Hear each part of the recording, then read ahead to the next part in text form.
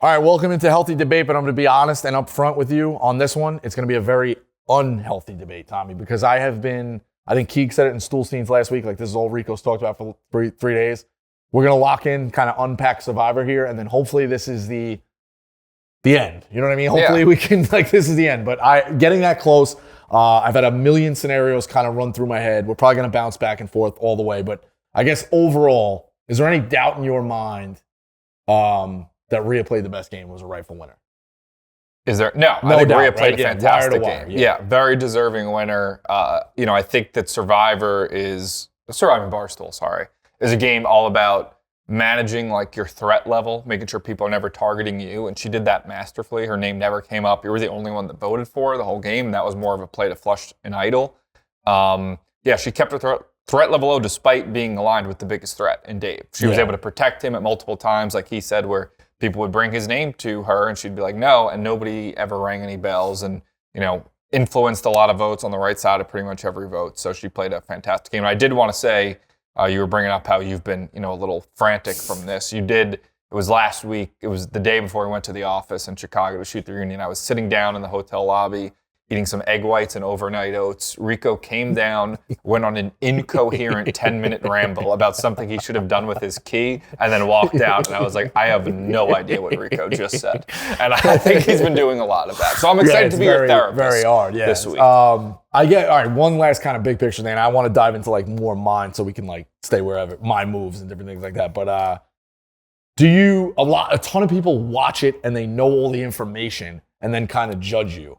Do you give the players a lot of credit or I guess slack, that in the moment it is way more difficult to do that and you don't know all the answers, you know what I mean? It's a lot easier to study for a test when you have the outline. We're playing without the outline. Exactly, yeah. And I wrote a blog, recapped it all last week, where I was like, I feel like people are they're being too, listen, was this a Survivor 47 level, strategic gameplay from everyone? No. But guess what? It's season 4. It's a lot of people that haven't seen the show. I think people are almost getting too much shit for not knowing the game. Where, yeah, sure. Like you said, when you see the finished product and you see what the other people are saying and you see, Dave and Rhea go to the end, it's easy to be like, how'd you never get out Dave and Rhea? But in the moment, being there that week, because we had a producer chat going where we were texting, stories, alliances, this is happening.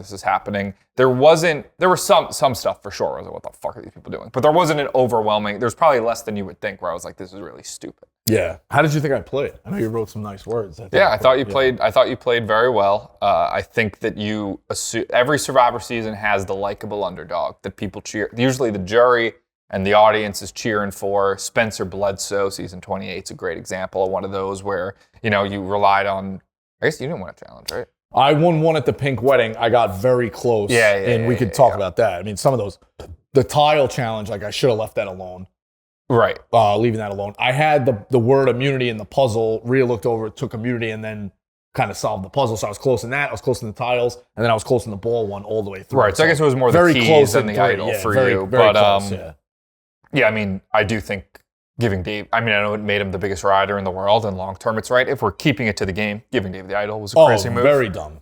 Insane move, but live to tell about it. And it did end up having him trust you a little bit more. But I if I'm thinking of things you could have done differently at the end, you would have had to rally, Well, that's all right. So that's the big one. There's moves throughout that have been crazy to me. I guess you can rank them or be like, hey, don't beat yourself up so much about it. I did know that I needed to get Rhea out because I was in her tribe early on. So all the people who kept being Taylor's I didn't know her game and this and that, I knew right away she's strong and she's playing this game great from the get-go. So once we got to the merge, that's also the big move you can make to justify to the jury, hey, this is what I got. Similar when Will said he took out you know what I mean? Right. So the way I laid it out in the million scenarios through my head, when Biz was going to go at around the same time, Dan had given me the keys.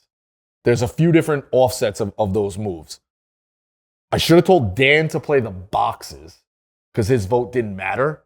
Hopefully pull a key. Yeah, I guess you could rank these in likability or whatever. It all changed out. But Dan pulls the key. I know he's going to give me the idol. Dan had a separate conversation with me. Don't play it for me. What I could have done was play it for Biz.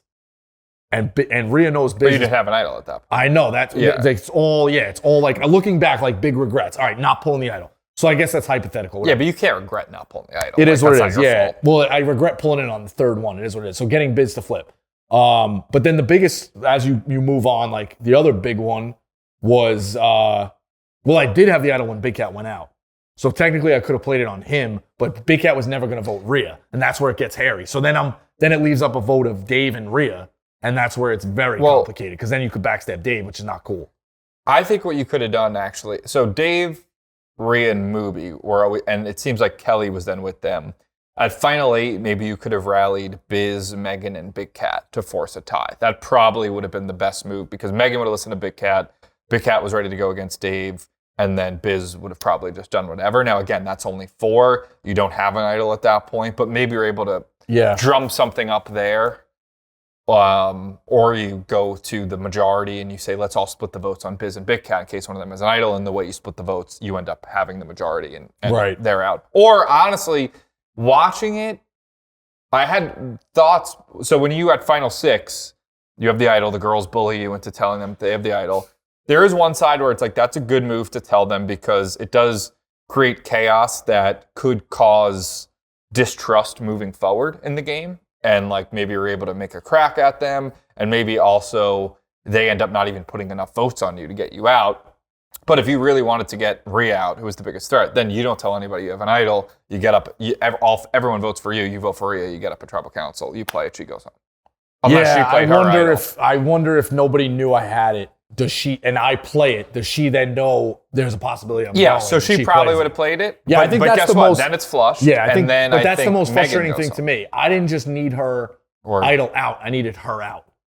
Right. I needed her out. So that was the thing. So yeah, the big regret is not talking to Megan. And I know that people but I also, the way it played out, I told everybody who I was going to vote for. So the fact that Megan couldn't pick up on that is equally as frustrating. I'm very mad at myself, but I'm also very mad there. Honestly, all right, now I'm rethinking it.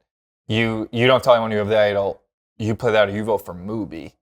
Rhea probably plays her idol. You're not going to get her out anyway, but she loses that. Because you just needed, basically what you needed was to become one of Dave's top 2 allies.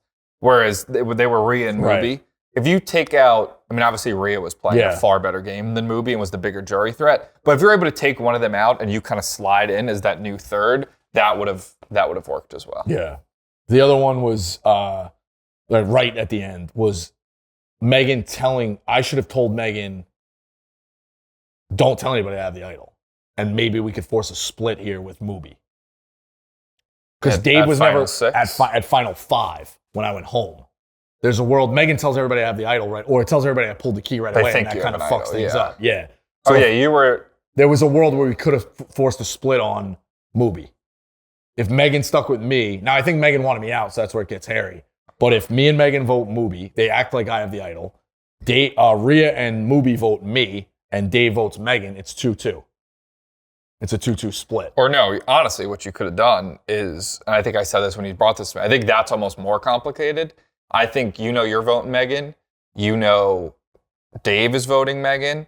Then what you do is 5 or so minutes before tribal council, you pull Mubi aside and say, I found the key. Megan's going to vote for you. Like, she saw me find it. If you want to save yourself, vote for Megan. And then boom, you, Dave, and Mubi all vote for Megan, and she's gone. It's so hard in the game, though. Yeah, you know what I mean? Yeah. So, but yeah, I think overall, like unpacking it, kind of wrapping it up to a degree, I do think I played really, really well. Some of the breaks, the ball not going in, leaving the tiles, like, even screwing up with the pink wedding, making it through. Like, I really do think I played well. But how do you think that poses? I know there's a lot of questions for next year, like what's going on or when and this and that, but like, you saw it with Jerry. Somebody gets that far, are they then dead in the next season to a degree? Like, how would you advise somebody playing the next season? You didn't get far from like a deceitful game. Like really Jerry got far in the first season. He, backstabbed Dave and like was constantly flipping a lot, or I guess wasn't really flipping on his original alliance, but like he was seen as more of a shady player. And then he kind of flipped on me to a degree that he was more in line with PFT and Che. Yeah, true. When they could have saved me because we could have gone a 4-4 flip. It is what it is. And what also didn't help Jerry is that before the season, he apparently called the entire cast trying to make free game alliances. So I wouldn't do that. But yeah, I don't think you would off the bat be I feel like if we play Surviving Barstool 100 times, you probably come in like 4th to 7th place 95. Okay. Like, I think you're always meant to go far. Yeah. But it is always going to be hard for you to get to the end. Because you're always going to play a similar game where in the beginning, you're good enough in the challenge and you're going to have enough allies to last. But then people are going to start to be like, well, we can't let Rico go to the end. He's going to win. And you end up coming in like 6th. Okay. But there's always a way to get over that hill. It's just a matter of figuring it out. But I think would be your most likely outcome. Okay. All right. So we'll tune in for hopefully the next one. Is that it? Yeah, that's it. I'm taking I feel the like advice. I just dejected you by being like, you're always going to finish in 5th. Yeah, that's a compliment. We are in there. You can take that. So we'll hopefully be back next year to, again, break down the preview of Surviving Barstool, and we'll catch you next week on Healthy Debate. All right, this week's Healthy Debate is brought to you by DraftKings. NFL playoffs. We're talking about NFL playoffs. You bet we are. Get in on the action at the DraftKings Sportsbook, an official sports betting partner of the NFL. Scoring touchdowns is the key to winning in the NFL playoffs, and the key to you scoring big is betting on them at DraftKings, the #1 place to bet touchdowns. Ready to place your first bet? Try betting on something simple, like a player to score 6. Go to the DraftKings Sportsbook app and make your pick. Here's another reason to watch your favorite players crush it in the playoffs. New customers bet $5 and get $200 in bonus bets instantly. Score big during the NFL playoffs with DraftKings Sportsbook. Download the DraftKings Sportsbook app and use code RICO. That's code RICO for new customers to get $200 in bonus bets instantly when you bet just $5. Only on DraftKings Sportsbook. The crown is yours.